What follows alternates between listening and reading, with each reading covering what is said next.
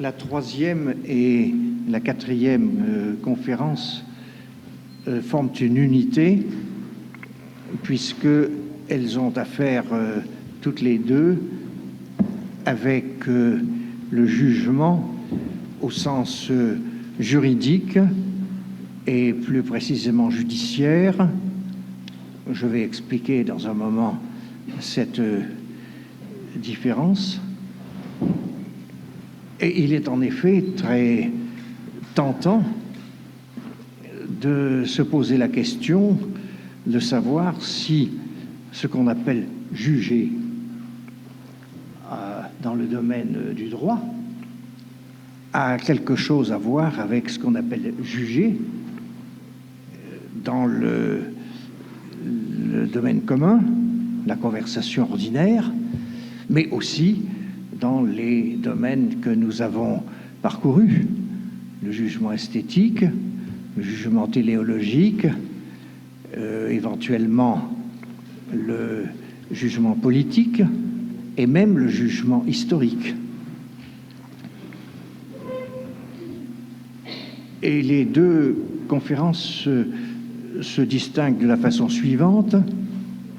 Dans la première conférence, je considérerai le parcours argumentatif et interprétatif qui conduit à l'acte final qui s'appelle un jugement devant les tribunaux. Et donc aujourd'hui, c'est donc le cheminement du jugement et demain son arrêt. On entend bien, oui. Je crois qu'en italien aussi on dit un arrêt de cours. Et alors c'est intéressant de voir comment le jugement est en mouvement et puis en arrêt. Et je voudrais mettre à l'épreuve l'hypothèse suivante, que dans le parcours en direction de l'arrêt de jugement, il y a une dialectique très particulière entre ce qui est appelé par les auteurs anglo-saxons comme Dworkin, interprétation, et par les auteurs allemands, principalement de l'école de Habermas, argumentation. Et l'idée m'est venue, comme hypothèse de travail, que le jeu entre ce qu'il y a de créateur, d'inventif dans l'interprétation, et d'autre part ce qu'il y a de réglé dans l'argumentation, constituerait un bon exemple de ce que Kant, justement, a appelé le jeu de l'imagination et de l'entendement dans la formation du jugement de goût. Si mon hypothèse avait quelque crédibilité, cela signifierait que la querelle aujourd'hui développée entre ce qu'on pourrait appeler une école de l'interprétation juridique, surtout dans l'esprit de la common law britannique et américaine, et ce qu'on appelle argumentation dans la ligne de la philosophie juridique de langue allemande, pourrait être arbitré, en somme, par la notion de jugement réfléchissant. Alors, un mot d'abord, je suis très soigneusement le résumé que j'ai fait après avoir écrit ma conférence. Un mot d'abord sur l'emploi de juridique et de judiciaire. Il est évident que le juridique a une extension beaucoup plus grande que le judiciaire. L'exemple le plus remarquable, c'est évidemment la Constitution, le droit constitutionnel, qui évidemment prend quelquefois des aspects judiciaires lorsque il y a une accusation d'inconstitutionnalité, et alors nous avons des cours judiciaires qui jugent de la constitutionnalité ou l'inconstitutionnalité. Mais la création du droit constitutionnel n'est pas judiciaire. Il faudrait d'ailleurs ajouter que non seulement la notion du juridique est plus vaste que celle du judiciaire, mais que dans le langage commun, dans ce qu'on appellerait peut-être le sens commun, nous avons un sens de la justice qui est beaucoup plus vaste même que le droit lui-même, puisque nous parlons de justice distributive, de justice corrective, etc. Et même que nous parlons du juste et de l'injuste à la façon de Platon. Après tout, dans la République, dans les lois, sans qu'il soit question d'un droit, et plus précisément d'un droit écrit. À la limite même, vous auriez tout le problème posé par Antigone, de savoir, même s'il n'y a pas un droit plus élevé encore que nos droits, et des lois non écrites. Et en grec, vous avez la trace de cette problématique dans le fait que vous avez le terme de thémis et celui de dike. Et la thémis gardant une sorte d'auréole sacrée, et la dike, n'est-ce pas, étant plus marquée par justement le jugement des hommes.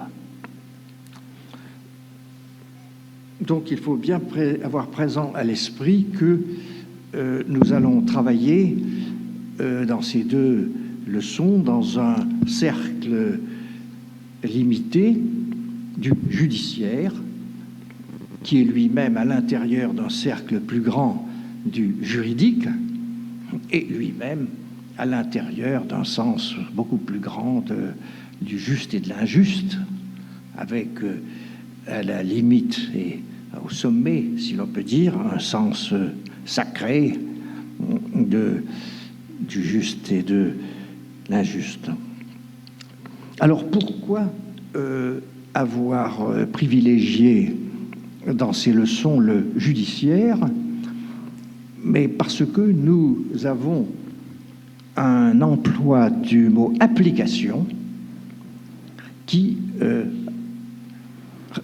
est exactement le terme par lequel Kant définit le jugement, non pas comme, je l'avais dit dans la première leçon, non plus comme acte prédicatif, mais comme acte de subsomption.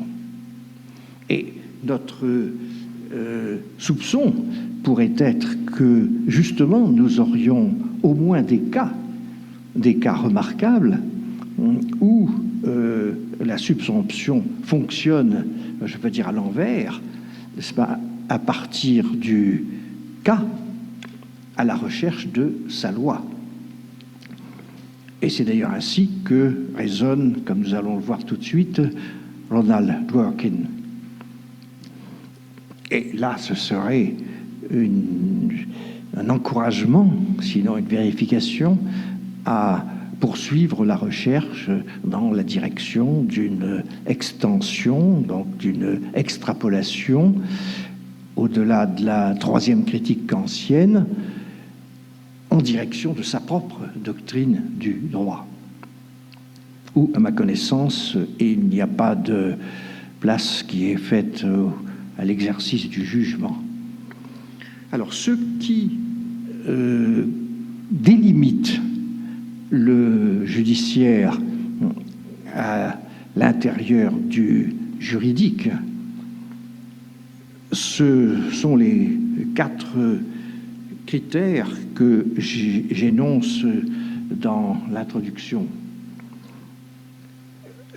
D'abord le fait que le juge, à la différence du législateur, le législateur crée des lois, produit des lois, le juge les applique. Et donc, nous avons comme première condition l'existence de lois écrites soumises à l'application. Et ici, j'indique en passant quel progrès considérable au point de vue culturel a été le passage de la loi orale à la loi écrite, comme nous le voyons dans les codes moyen-orientaux millénaires. On cite toujours le code d'Hammurabi, mais il y en a bien d'autres. À Athènes, l'institution des tribunaux avec des lois écrites, et à Rome, ici même, passe sur la colline du Capitole, vous avez la table des lois. Les 12 lois recueillies dans un édifice spécial. Donc l'existence de lois écrites, c'est donc le premier critère. Deuxièmement, l'existence d'institutions appropriées, qui sont les tribunaux, les cours de justice, et c'est un édifice d'une complexité incroyable, étant donné la nature des litiges. Je reviendrai la semaine prochaine sur la notion de litige, de procès, n'est-ce pas, de conflit, pour montrer ce qu'il y a de particulier dans le jugement final, n'est-ce pas, qui tranche un litige. Mais l'extrême variété des litiges fait qu'il y a une extrême variété d'institutions, comme je dis dans le texte, appropriées au cas. Pourquoi j'ai fait une parenthèse ouverte, cours de justice, tribunaux, etc. Troisième condition, et comme nous le verrons même, troisième contrainte, le choix par des procédures elles-mêmes réglées de personnes compétentes, réputées indépendantes, mais surtout habilitées à juger, que sont les juges. Donc, des lois, des tribunaux, des juges. Cette notion d'habilitation, je le remarque en passant, est aujourd'hui traitée de façon très soigneuse dans la théorie des jeux de langage, où déjà Austin faisait remarquer que n'importe qui ne peut pas à n'importe quel moment dire je baptise ce bateau Queen Elizabeth. Il faut être autorisé à le faire. Et donc c'est un problème de savoir quelles sont les procédures d'autorisation, ce que j'appelle en français d'habilitation à juger. Et troisièmement vient l'existence de procédures formelles réglant le cours du procès. Code, pas de procédure criminelle ou autre. Le procès, dont je ferai l'analyse la prochaine fois plus spécifiquement, est lui-même, on peut dire, un jeu réglé de la société.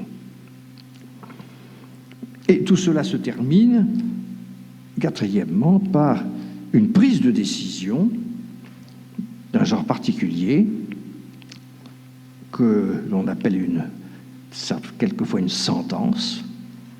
Il se trouve qu'en anglais, sentence, c'est une phrase, c'est-à-dire un jugement, et qu'on appelle précisément jugement. Et je me suis assuré que en italien, comme en français, on emploie le mot jugement pour le prononcer de la sentence.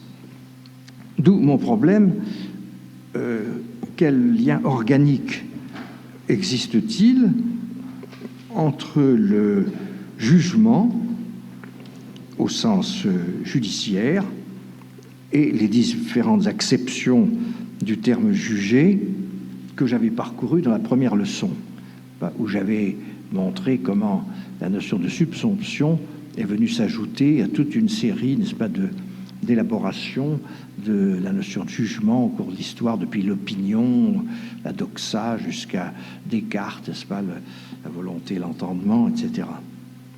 Est-ce que la subsomption étant vraiment le moment kantien de notre affaire? Alors, dans la première partie, je voudrais réfléchir sur justement la notion d'application pour suggérer que il y a là un cas de subsomption et même de subsomption sur le mode du jugement déterminant.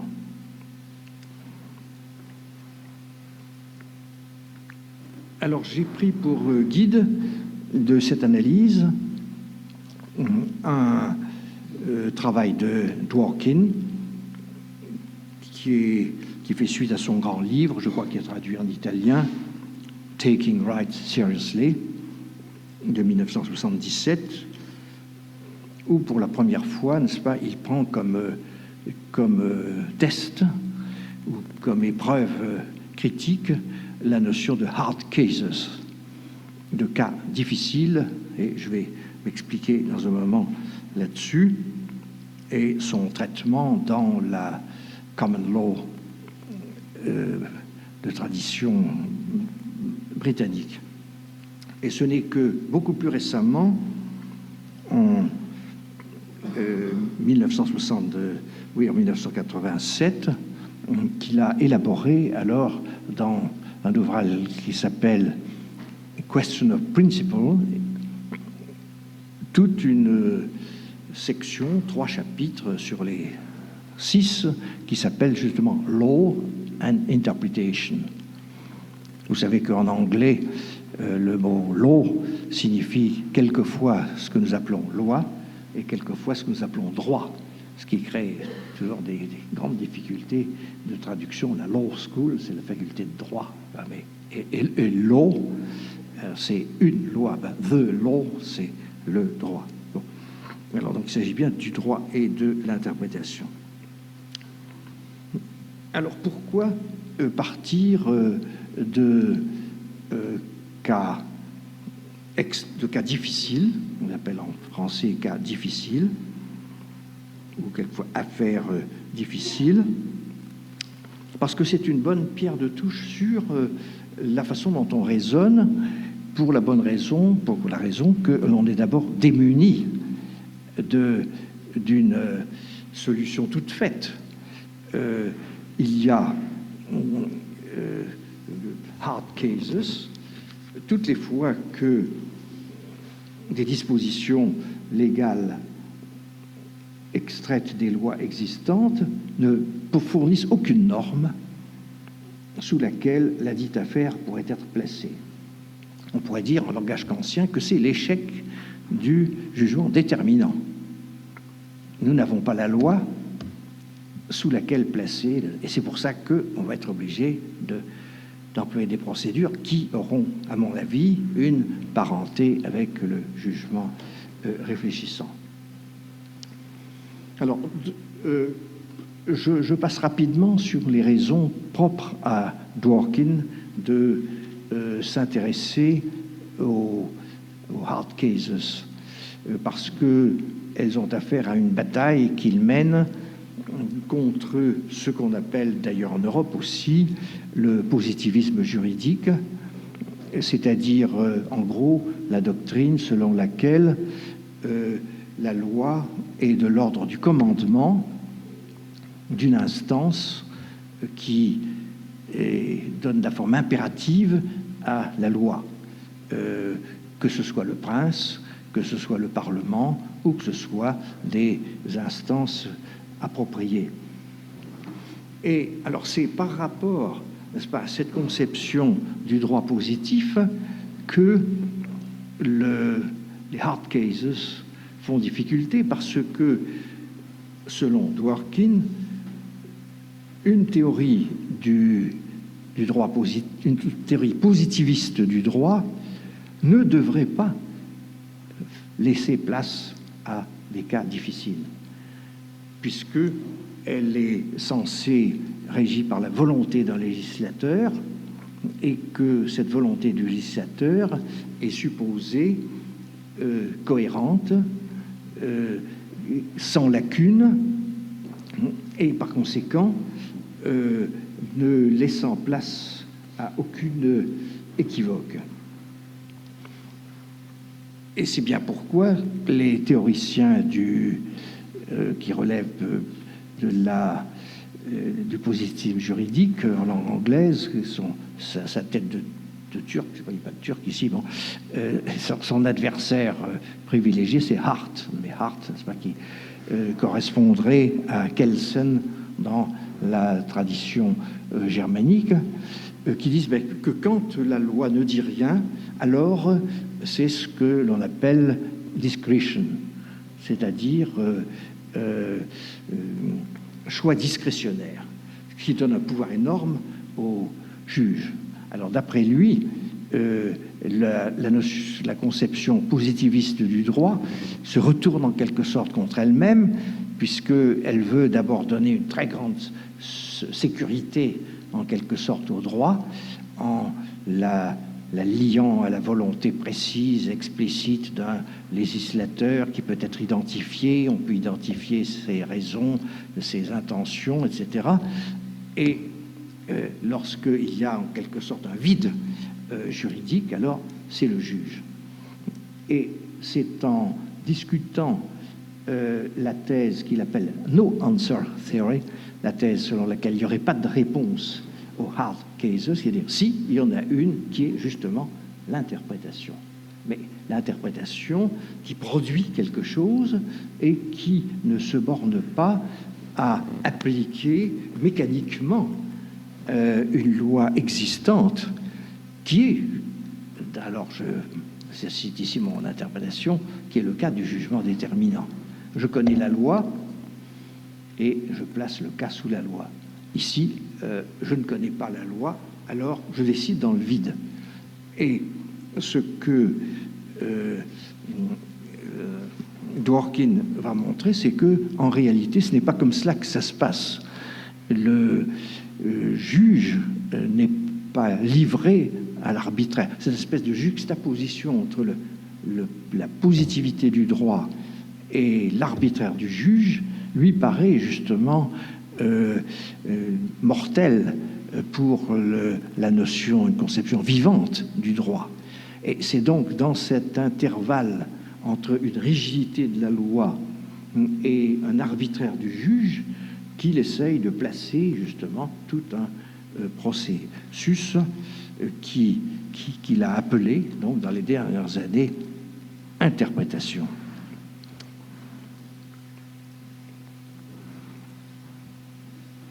Alors, nous pouvons partir pour montrer ce milieu, ce lieu intermédiaire, si vous voulez, entre une loi rigide qu'on ne ferait qu'appliquer et un jugement discrétionnaire qui serait sans règle, ce qui se passe concrètement dans les hard cases. Et Dworkin, qui est donc professeur de philosophie juridique à Harvard et à Oxford, justement a analysé avec grand soin comment travaille en fait un juge. Et c'est donc à partir, on peut dire, d'une phénoménologie du jugement judiciaire qu'il va élaborer son concept d'interprétation. En effet, l'interprétation intervient de deux façons différentes et surtout de deux façons conjuguées. Il y a d'une part l'interprétation des faits que l'on va qualifier comme étant, par exemple, un homicide sans imprudence ou un assassinat un homicide sans intention de donner la mort, donc le choix même de la loi sous laquelle on va placer le cas est déjà en jeu dans la façon dont on va décrire les faits. Et donc, c'est par un double travail d'ajustement mutuel d'une certaine lecture des faits et d'une certaine lecture de la loi que va se faire ce qu'il appelle fit, un mot assez difficile à traduire en tout cas en français. Moi, je l'ai traduit par quoi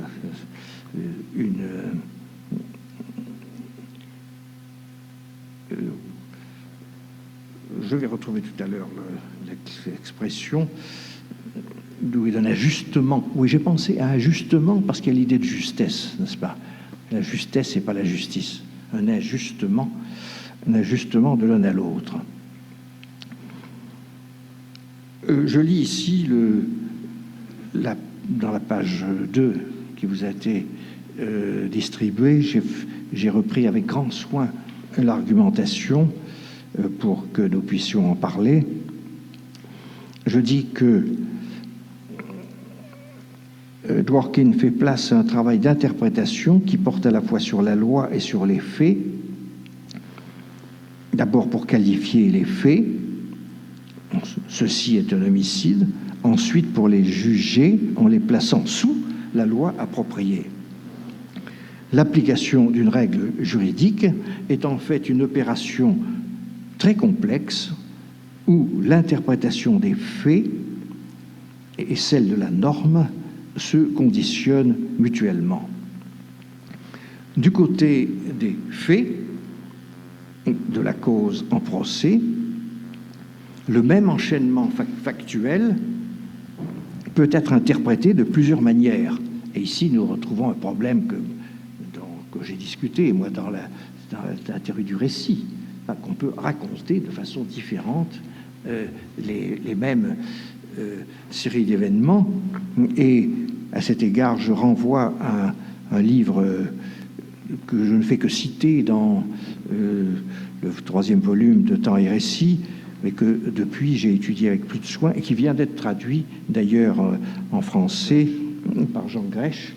C'est le livre de Wilhelm Schaap qui est intitulé en allemand In Geschichten verstrickt, empêtré dans des histoires, où il montre que c'est déjà dans la vie quotidienne démêler une histoire. Alors il emploie le mot de histoire dans lesquelles quelqu'un est pris. Vous avez là un suspect, il est pris dans une histoire. On ne parle pas de l'histoire qu'on écrit, qu'on raconte, mais on se place avant ça, la façon dont on est pris dans des histoires. L'allemand verstrickt a été très bien traduit par empêtré, je ne sais pas comment ce qu'on a mis en chevêtré, comme on en a mis en italien. Je l'ai vu à Rome, qui était dans la vitrine de la Herder. Ah oui. On n'a jamais fini de démêler avec certitude les fils de l'histoire dans laquelle le prévenu est impliqué. Et telle façon d'en lire l'enchaînement est déjà orientée par la présomption selon laquelle tel enchaînement place le cas considéré sous telle règle de droit. C'est d'ailleurs ce qu'il y a non seulement facilement pervers, n'est-ce pas, dans le travail de la police ou d'un juge d'instruction. Ils ont déjà leur petite idée, n'est-ce pas, sur la nature du crime, et on va raconter, et au besoin faire raconter par des moyens de force, à la limite des tortures, faire avouer un certain récit qui va coller avec une certaine accusation.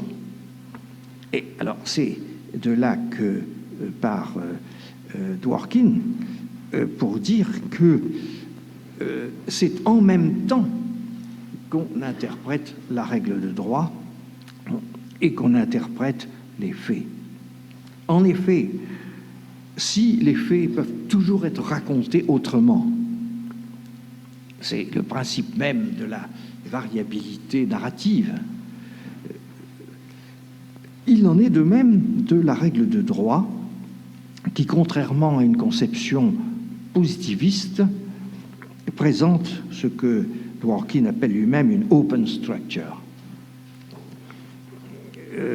C'est-à-dire le fait que la règle en apparence la plus univoque peut être interprétée de façon différente. Il y a une sorte d'ouverture à l'interprétation dans une règle en apparence simple.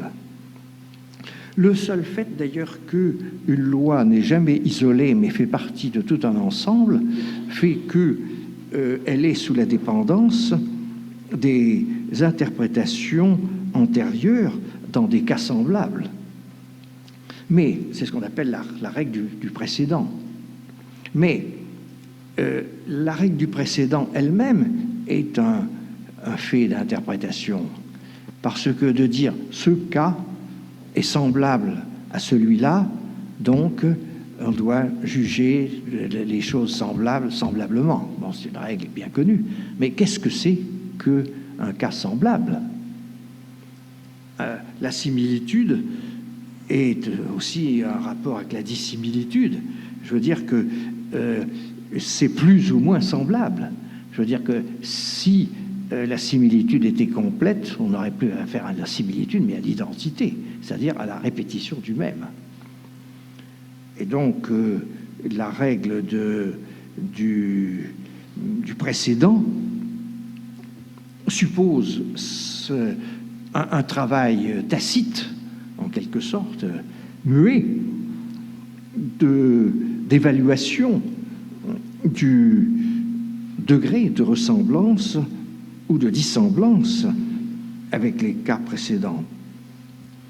C'est ainsi qu'il faut toujours interpréter à la fois la norme en tant que couvrante, l'anglais covering law, et le cas en tant que couvert, pour que alors fonctionne le syllogisme pratique général dont je vais parler tout à l'heure à propos de la théorie de la justification de l'argumentation.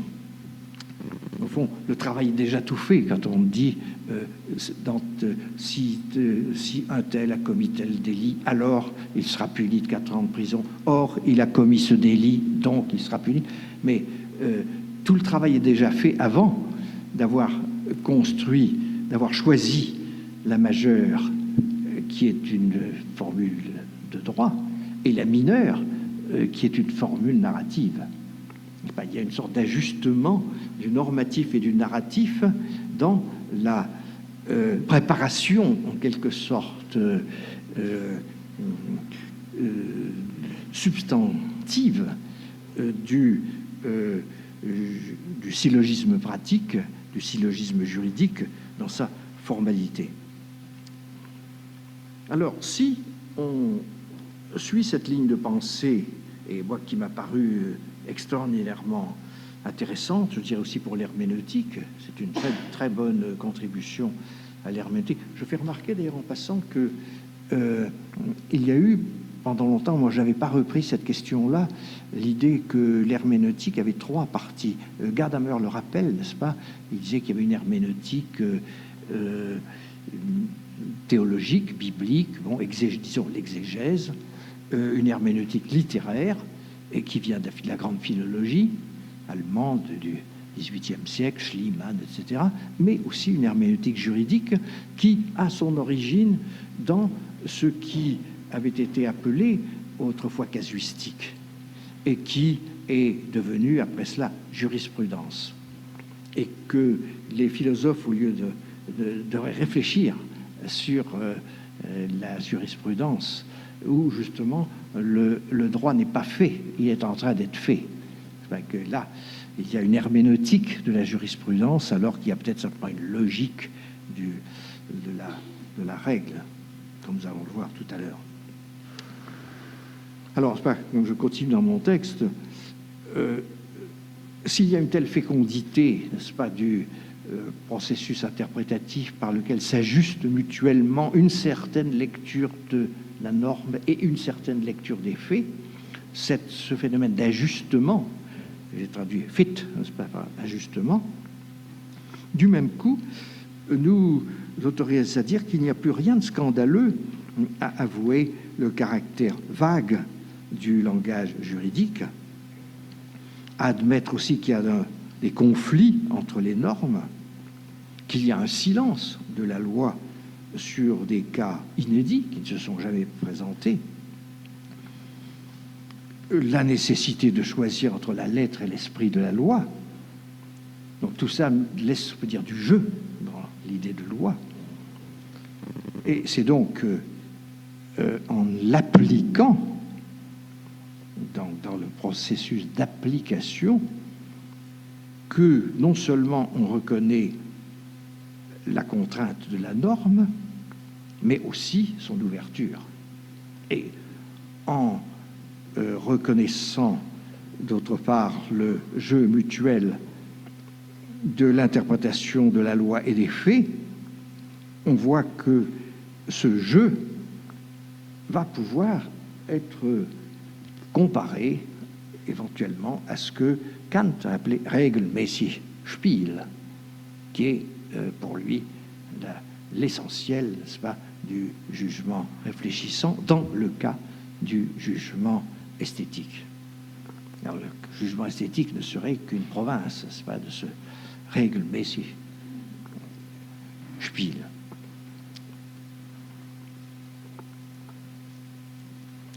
Alors, dans la deuxième partie, je suggère ceci. On peut pousser plus loin la comparaison avec le jugement réfléchissant en considérant la compétition, voire le conflit, entre l'aspect inventif, innovant, créateur du jeu que je viens de décrire, entre la description des faits et la délimitation de la loi et le fit, n'est-ce pas, l'ajustement de l'un à l'autre. Donc le conflit avec ce côté inventif, qui est beaucoup plus intéressant que l'arbitraire du juge. C'est pas un arbitraire, parce que c'est une, comme je vais essayer de le dire plus loin, c'est une interprétation dans laquelle aussi on prétend avoir raison, en tout cas qu'une interprétation vaut mieux qu'une autre, mais en tout cas qu'elle est en débat, tandis que l'arbitraire est posé comme tel. Alors, est-ce que l'aspect contraignant lié à la logique de la justification, de la légitimation, ou comme il est dit de façon plus précise dans l'école de Habermas, d'argumentation, ne correspondrait pas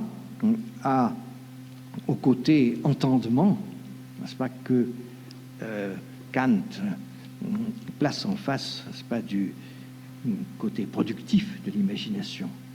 Et j'avais essayé de montrer dans la première leçon que si il y a une certaine unité de la critique de juger, c'est parce que il y a un concept d'ordre, n'est-ce pas, qui circule entre les deux parties.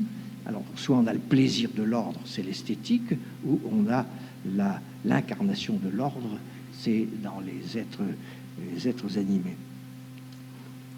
Or, précisément, nous avons toute une école de pensée juridique qui a mis exclusivement l'accent sur ce côté contraignant. C'est toute l'école de l'argumentation. Et donc, mon travail ici, aujourd'hui, c'est d'essayer d'entrecroiser, si vous voulez, interprétation et argumentation comme le jeu même du jugement. Et donc, celui que Kant a décrit comme, dans la théorie du jugement esthétique, comme étant le jeu l'imagination et de l'entendement. Alors, je crois qu'il faut entendre le plaidoyer, n'est-ce pas, des Habermasiens, si on peut les appeler ainsi,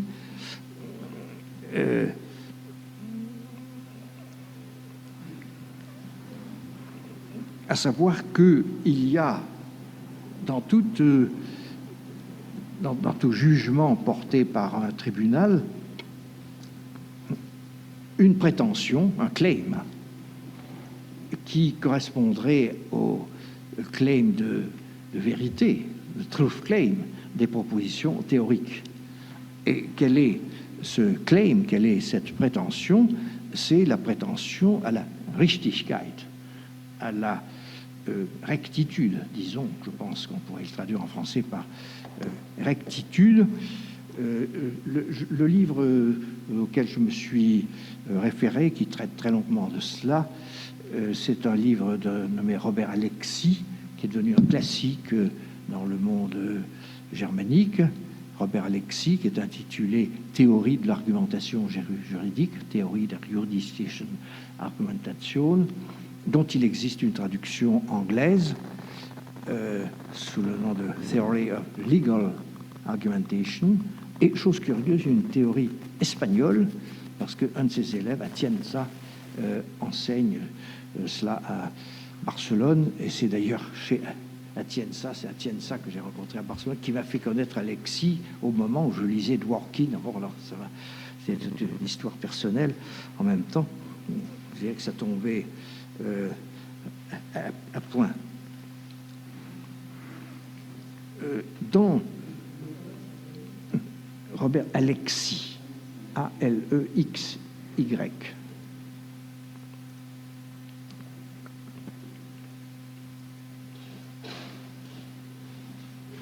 donc c'est ce problème de la rectitude du jugement, et donc qu'est-ce que la rectitude doit à une théorie générale de l'argumentation.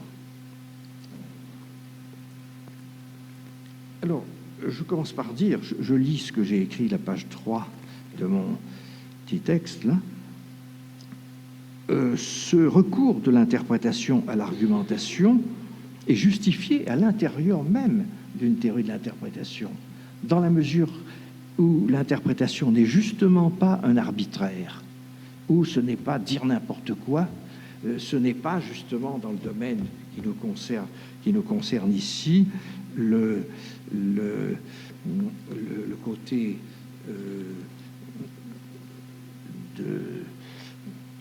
discrétionnaire qu'on appelle, je ne sais pas si en italien on a ce mot, pouvoir discrétionnaire, mais qui dans notre droit français, et je pose la même chose, généralement dans tout ce qui est assez limité, ce pouvoir discrétionnaire. Pouvoir discrétionnaire, ça veut dire ceci, supposer que, je ne sais pas... Bon, dans la tradition anglaise, il y a... est beaucoup plus large. Oui, c'est giudizio secondo equità, l'equitas. Ah oui, c'est l'équité.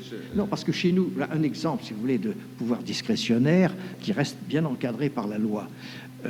Supposons dans l'armée, bon, on dit à un sergent, vous mettrez 5 sentinelles à garder telle porte.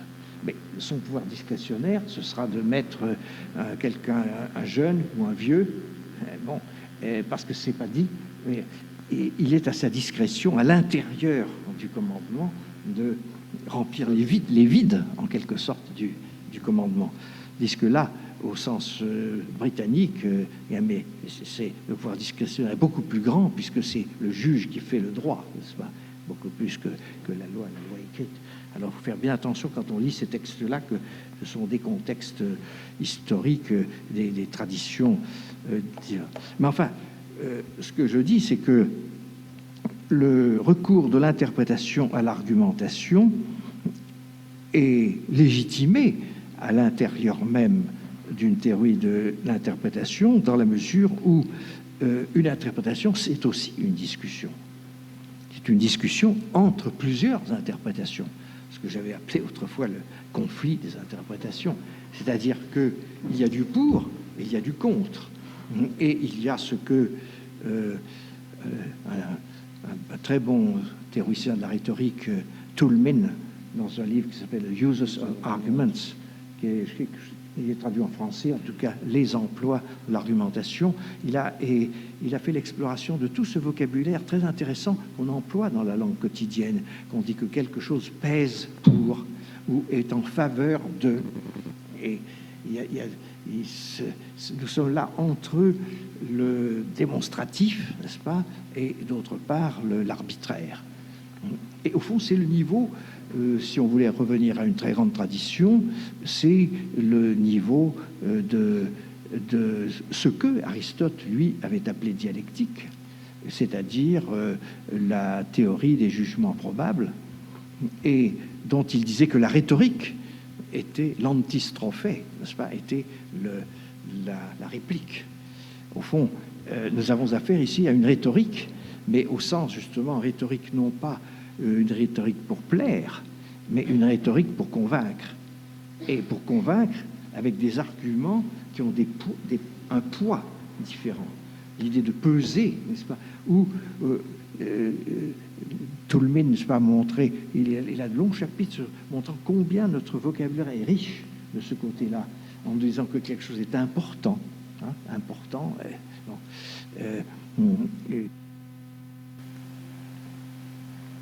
Donc, comme je le dis, toute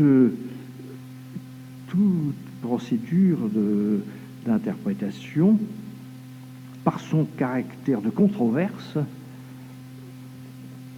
implique une pesée du pour et du contre, par conséquent, un moment d'argumentation.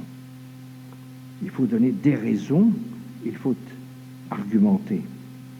D'où la légitimité, alors qui me paraît entière, de se demander s'il y aurait un rapport entre une théorie générale de l'argumentation pratique, telle qu'elle est développée par Habermas, et alors une théorie spécifique de l'argumentation juridique, donc que j'ai trouvé chez Alexis Atienza.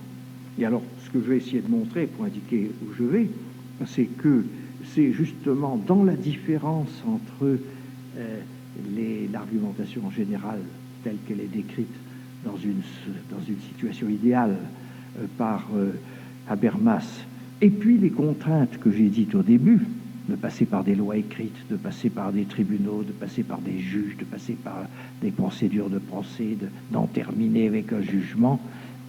Il y a un tel écart entre l'argumentation juridique et l'argumentation générale que c'est là, alors que vient se loger l'interprétation.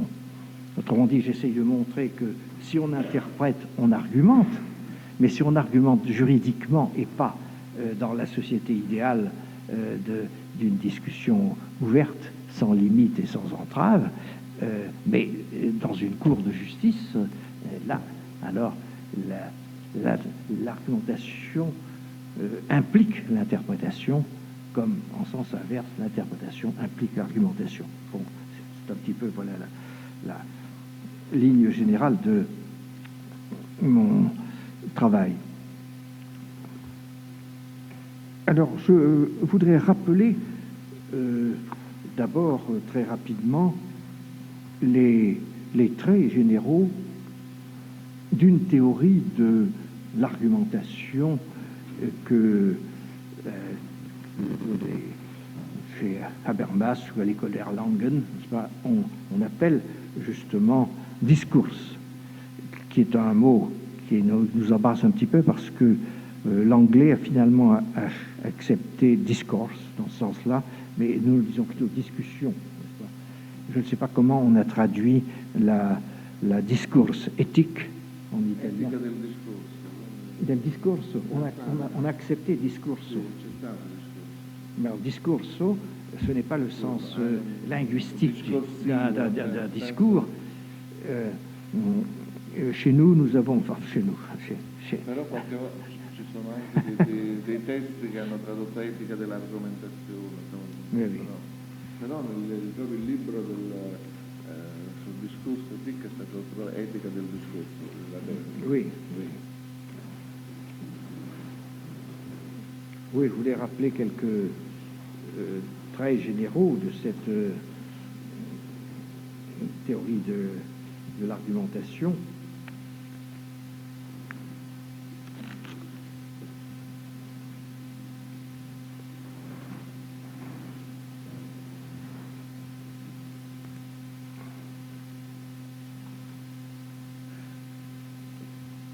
Bon, donc qui est tout entière une explicitation au fond de la notion de Richtigkeit, exactement comme la logique serait une explicitation du truth claim, n'est-ce pas?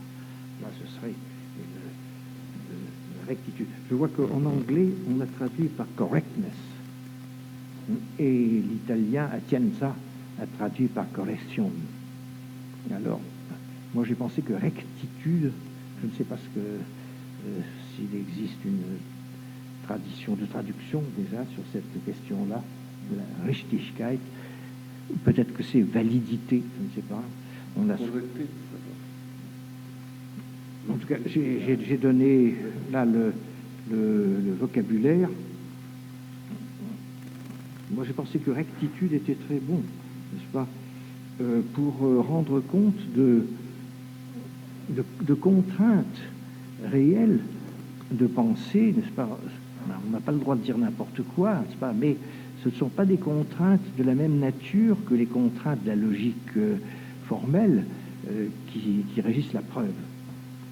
Et je crois que c'est d'ailleurs... Ah, je ne sais pas, parce qu'il n'existe pas de traduction.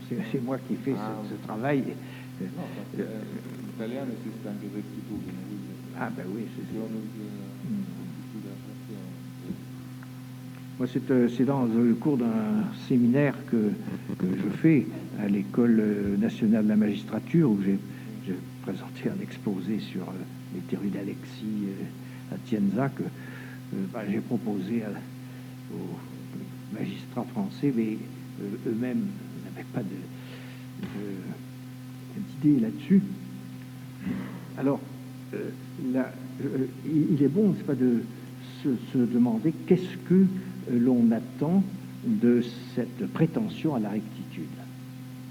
Exactement comme on peut se poser la question, qu'attendons-nous d'une prétention à la vérité? Est-ce que c'est la conformité aux faits?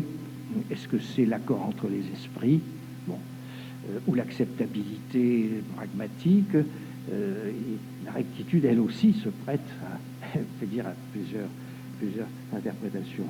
Alors, Habermas donc a proposé un modèle qui est que un bon argument serait celui qui non seulement serait compris, tenu pour plausible, mais acceptable par toutes les parties concernées dans une discussion qui serait sans limite et sans contrainte. Qu'il n'y a pas de violence et qu'il n'y a pas de terme. Nous verrons la prochaine fois que c'est important. On s'arrête quelque part, justement, dans le jugement du tribunal. Donc, c'est le modèle, donc, c'est, tout le monde connaît maintenant, c'est devenu tellement banal, cette idée du consensus universel dans une communauté sans limite ni contrainte. Alors, qui implique un certain nombre de règles. Il faut bien voir que ce n'est pas, comment on dirait, dessiné sur la Lune, des règles que l'école, surtout de Erlangen, a essayé de préciser sous le titre de pragmatique universelle du discours, qui règle toutes les négociations, les relations de conflit qui visent au consensus, n'est-ce pas, qui visent à la recherche d'un consensus. Toutes les fois qu'il y a la recherche d'un consensus, on met en jeu un certain nombre de ces règles. J'en cite quelques-unes, n'est-ce pas? que, premièrement, tout le monde a le droit d'intervenir dans la discussion. Chacun est obligé de donner des raisons si on le lui demande, ou de donner des raisons, de ne pas donner de raisons, de se taire, par exemple, de dire sur quoi il est en accord ou en désaccord avec un autre, donc de délimiter et de porter comme un nouveau thème de discussion les désaccords. Et bon, d'une façon générale, on peut dire que ce qui est important pour nous, pour la suite, comme nous allons le voir, c'est que tous ont un droit égal à intervenir, nul n'est interdit de parole, chacun doit accepter la demande qui lui est faite de donner des raisons, et si possible le meilleur argument. Quel est votre meilleur argument, hein? Ou de justifier son refus. C'est ce qu'il appelle la règle générale de justification. Mais d'autre part, il y a une sorte d'obligation morale finale, c'est de se soumettre dans la réalité, dans l'exécution, l'issue de la discussion, quel que soit son intérêt. C'est là le côté très kantien, n'est-ce pas? C'est que le consensus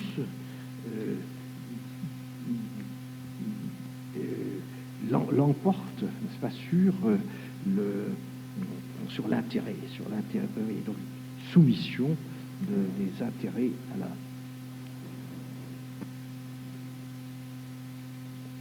Bon, alors, je suppose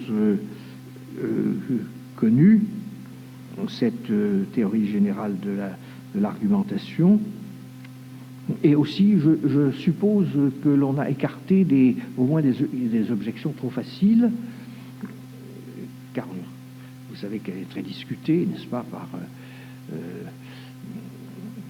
des auteurs américains, des auteurs anglais. Je pense en particulier à Spheres of Justice de Walzer, d'autres. Je dirais qu'il ne faut pas, en tout cas, il y a un mauvais argument pour dire « Ah, mais c'est une situation idéale, donc ça n'a rien à voir avec la réalité ». C'est le genre d'objection qu'on avait faite autrefois à Rousseau. Votre contrat social n'a jamais eu lieu, donc il ne lie personne. Personne n'est lié par un contrat qu'il n'a pas commis. Alors là, nous sommes toujours dans le comme si. Faisons comme si nous avions fait ce pacte et que nous vivons tous les jours par une sorte de plébiscite quotidien, de vivre ensemble selon ces règles. Là aussi, on peut dire que l'argumentation est transcendantale, au sens alors que l'on a donné maintenant dans le monde anglo-saxon, c'est-à-dire contrefactuel. Il est bien entendu que cela contredit les faits. Ça ne se passe pas comme ça, mais c'est justement en cela que c'est normatif. Nous sommes en face d'un normatif contrefactuel qui simplement donne un sens à notre emploi du mot rectitude. Et toutes les fois que nous prétendons avoir raison, quand nous disons que j'ai raison, je me place dans cette hypothèse. Ah, si vous m'écoutiez et si vous me donniez le temps, je vous convaincrais. Et Habermas donne une sorte d'argument qu'on peut dire de contradiction,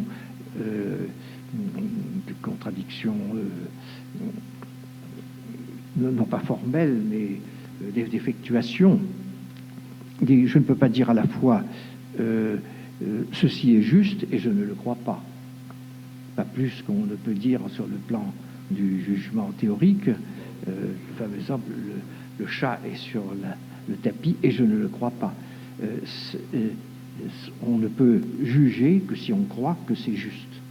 Alors cette croyance à la justice, sur quoi est-elle fondée? Sur l'hypothèse que dans une situation idéale de discussion, tout le monde serait convaincu. Alors, je voudrais, et c'est la partie alors à laquelle je tiens le plus ici, c'est la suite, page 5 de mon résumé. je voudrais insister sur ce qui distingue l'argumentation juridique de l'argumentation idéale et qui, par là même, renvoie à l'interprétation. D'abord, nous ne sommes pas dans les conditions d'une discussion ouverte, puisque nous sommes dans la situation de l'enceinte fermée d'un tribunal. Donc ce n'est pas une discussion ouverte à tous. La parole est inégalement distribuée entre le juge et l'accusé, ou entre le juge, les avocats et les différentes parties. Donc distribution inégale de la parole, des règles de procédure fortement codées, qui dit quand l'un a le droit de parler, combien de temps, et que l'un est supposé prendre le côté de l'accusation et l'autre le côté de la défense, et donc il y a une sorte d'a priori professionnel, en quelque sorte. Si je suis l'avocat de la défense, par hypothèse, je ne me place pas dans ce qui convaincrait tout le monde, mais dans ce qui peut convaincre mon juge, n'est-ce pas, et qui est donc le côté favorable de mon client. Alors nous sommes là dans des situations de contrainte qui justement mettent en déroute en quelque sorte l'hypothèse générale d'une discussion ouverte et sans fin. J'ajoute aussi limitation dans le temps de la délibération. On ne fait peut-être pas assez attention à ça, mais vous regardez dans les journaux, on vous dira que tel procès aura lieu du 13 août au 28 août. Il faut que ça se termine dans ce délai-là. C'est-à-dire que nous sommes hors des conditions de la discussion sans fin. Enfin, au fond, Habermas raisonne sur une discussion sans fin. On a tout le temps. On a tout le temps. Enfin et surtout, et ce sera l'objet de ma conférence demain, la terminaison du procès par un arrêt qui sépare les parties à l'opposé du consensus résumé dans l'éthique de la discussion. Et c'est de cette situation embarrassante de l'arrêt de justice que l'on partira dans la dernière leçon consacrée à l'acte de juger comme acte terminal du procès judiciaire. Alors, anticipant un peu sur ce que je dirai demain, il faut, moi je suis toujours très soucieux de rendre justice à la doctrine que je critique, qu'il y a quand même un noyau commun à la théorie de l'argumentation pratique générale, c'est la présomption de rectitude. Et là, je crois que Alési et Atienza, enfin, puisque c'est les deux seuls que j'ai consultés, ici, tiennent ferme et ont raison. Ils disent qu'il ne peut pas y avoir deux concepts de rectitude. La rectitude, même dans les situations fermées,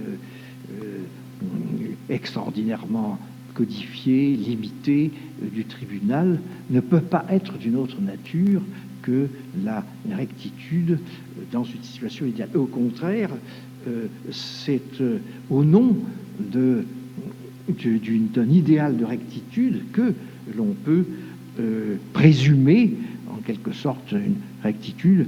Moi-même, je m'étais intéressé à la fin de Soi-même comme un autre, dans la discussion autour de Rawls, dans une autre situation, sur l'idée, n'est-ce pas, d'universalité présumée, n'est-ce pas, ou prétendue même, prétendue, présumée, ou incoative, mais qui maintient un fil ténu avec les conditions générales de l'argumentation. Comme je l'écris, certes, nul juge ne pourrait juger s'il ne croyait à la rectitude de sa décision. Mais cette rectitude reste présumée dans la mesure où la sentence interrompt plutôt qu'elle ne conclut la délibération qui pourrait être sans fin. C'est donc toute l'histoire de la délibération avec son assaut d'arguments sa bataille de langage qui inscrit dans l'acte final du procès tous les aléas de l'interprétation conjointe de la règle et des faits, tel qu'on l'a évoqué plus haut. Eh bien, c'est ce jeu entre interprétation et argumentation qui, peut-être, mérite d'être placé sous le titre de jugement réfléchissant. Il restera évoqué dans la dernière séance l'autre aspect du jugement réfléchissant, à savoir le rôle de la communicabilité comme canal de l'universalisation présumée du jugement dans le cadre juridique et plus précisément judiciaire. Ces lignes sont peut-être énigmatiques si vous les lisez. Je fais allusion à ce fait que, bien que la séance d'un tribunal soit fermée, bon, même si elle est publique, mais je veux dire, ça se passe entre un petit nombre de gens, n'est-ce pas? Ça se passe entre un président, chez nous, enfin, dans le droit français, un président, un avocat général qui représente l'intérêt de la société, les avocats d'une partie, les avocats de l'autre, et puis la partie civile, et puis l'accusé. Donc, c'est un petit monde. Enfin, mais on peut dire qu'il y a un grand monde derrière, parce que finalement, un jugement qui n'est pas accepté par l'opinion publique, même s'il a des aspects internes de rectitude, il lui manque quelque chose.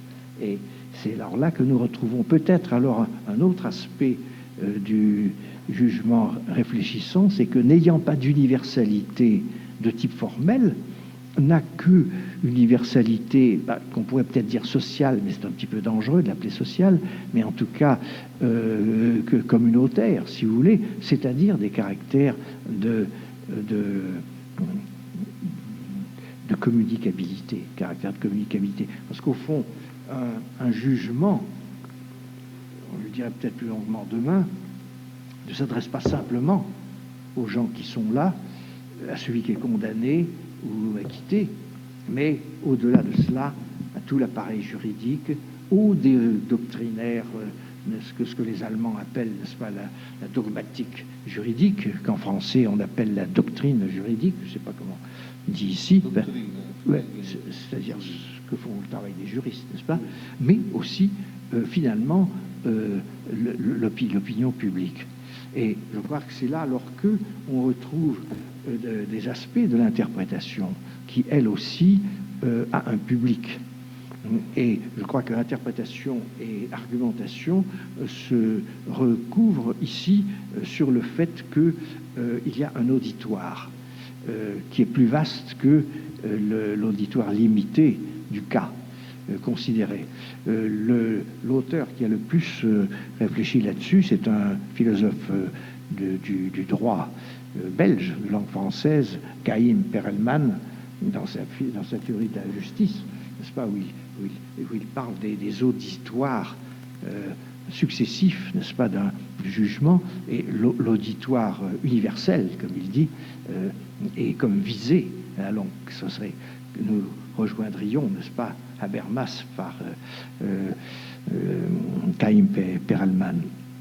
Mais c'est toujours, n'est-ce pas, une sorte de présomption que cela est entendu. Nous avons eu, vous avez dû voir ça, vous avez suivi ça dans les journaux, n'est-ce pas, le cas de Los Angeles, le fait que un premier jugement qui n'avait pas de raison de penser, qui n'avait pas été fait selon les règles, était inacceptable pour l'opinion publique. Ce qui indique bien que les juges ne sont pas le dernier mot. Que si un jugement n'est pas compris, s'il n'est pas à la limite accepté et donc partagé, alors c'est là où se rétablit un certain lien avec la société idéale de communication de Habermas, qui est comme à l'horizon de cette espèce d'auditoire ouvert, n'est-ce pas, qui finalement donne à des décisions de justice dans un lieu fermé une sorte d'ouverture. si la situation présente de l'Italie donne beaucoup d'exemples. Ah, mais sûrement, parce que c'est l'opinion publique qui a pris en main, qui soutient les juges. Parce que c'était trop long, j'ai sauté une partie qui est pourtant intéressante, un argument très curieux de Dworkin, mais alors ça m'emmenait très loin, parce que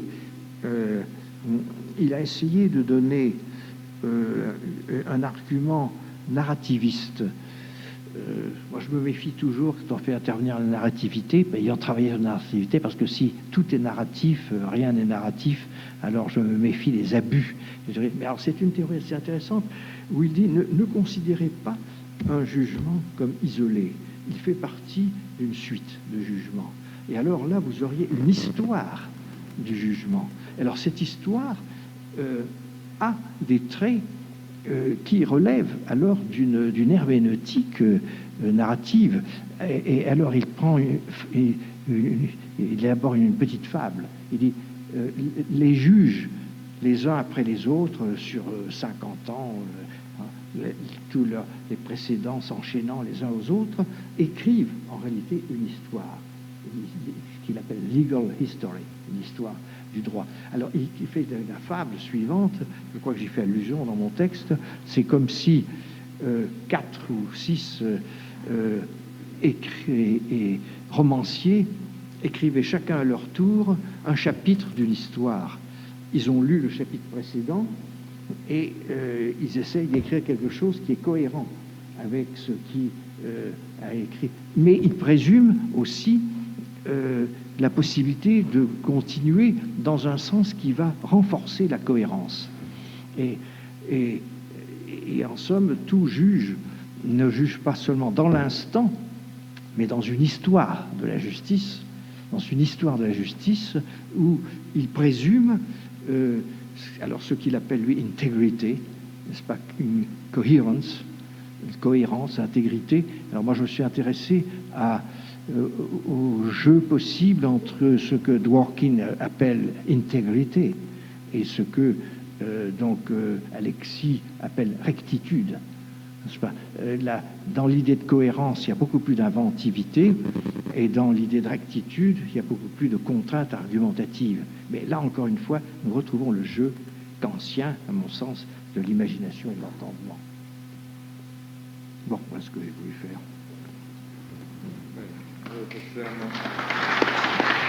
Non, parce que je ne peux pas arrêter.